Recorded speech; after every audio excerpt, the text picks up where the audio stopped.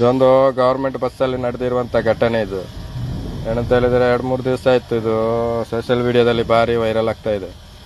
ಯಾಕೆ ಅಂತ ಹೇಳಿದರೆ ಇದು ಸಂಬಂಧಪಟ್ಟ ಅಧಿಕಾರಿಗಳು ಇದಕ್ಕೆ ರಿಯಾಕ್ಷನ್ ಕೊಟ್ಟಿದ್ದಾರಾ ಏನು ಅಂತ ನಮ್ಗೆ ಗೊತ್ತಿಲ್ಲ.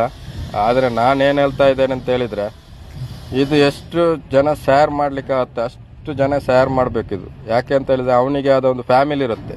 ಆ ಫ್ಯಾಮಿಲಿ ಒಳಗಡೆ ಗೊತ್ತಾಗಬೇಕು ಇಂಥ ಒಂದು ಕಾಮದವನು ನಮ್ಮ ಫ್ಯಾಮಿಲಿ ಒಳಗಡೆ ಇದ್ದಾನೆ ಅಂತೇಳಿ.